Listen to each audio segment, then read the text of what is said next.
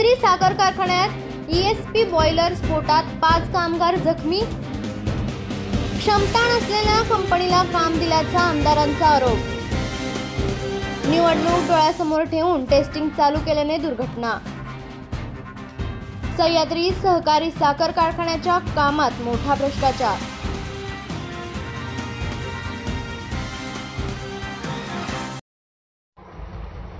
सह्याद्री सहकारी साखर कारखान्यात आज सकाळी झालेल्या स्फोटातील जखमींची कराड उत्तरचे आमदार मनोज घोरपडे यांनी कृष्ण हॉस्पिटल येथे जाऊन विचारपूस केली। सह्याद्री सहकारी साखर कारखान्याच्या कामात मोठा भ्रष्टाचार केल्याचा आरोप सत्ताधिकाऱ्यांवर कराड उत्तरचे आमदार मनोज घोरपडे यांनी केला। सह्याद्री सहकारी साखर कारखान्यामध्ये जे विस्तारीकरण त्या ठिकाणी सुरू आहे, त्यामध्ये नवीन बॉयलर केलेला आहे। त्या ठिकाणी त्या ESPचा आज सह्याद्री कारखान्यावर स्फोट झाला आणि त्यामध्ये जवळपास 5 कामगार इंज्युअर झाले।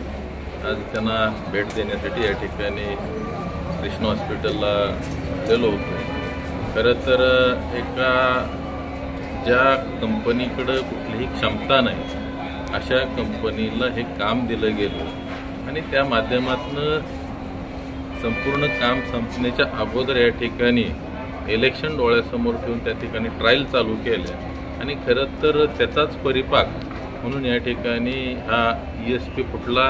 त्याच पद्धतीनं अतिशय निकृष्ट पद्धतीचं काम या ठिकाणी झालेलं या घटनेच्या माध्यमातून आपल्याला पाहायला मिळतं। ही खाजगी कंपनी आहे, तिला ब्लॅकलिस्ट केलं काय आणि बाकी केलं काय? काही मंडळींनी अशा लोकांना या ठिकाणी पोचलेलं आहे।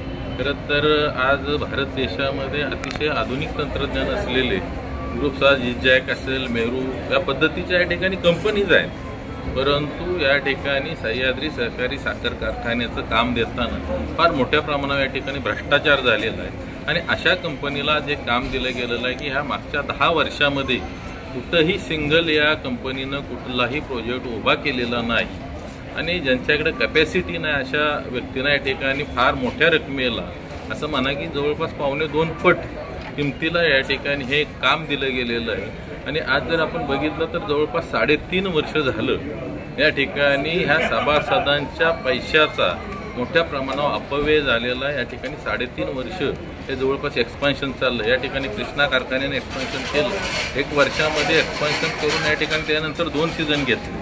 दोन्ही कारखान्याचं एक्सपान्शन बरोबर सुरू झालेलं होतं आणि आज जर आपण बघितलं तर ते 3.5 वर्ष झाली तरी सुद्धा या ठिकाणी हे काम अजूनही पूर्ण झाले। आपल्या तालुक्यातील जिल्ह्यातील बातम्या सर्वप्रथम पाहण्यासाठी आजच सातारा न्यूजला YouTube चॅनलवर सबस्क्राईब करा, लाईक करा, शेअर करा आणि बेल आयकॉन प्रेस करायला विसरू नका।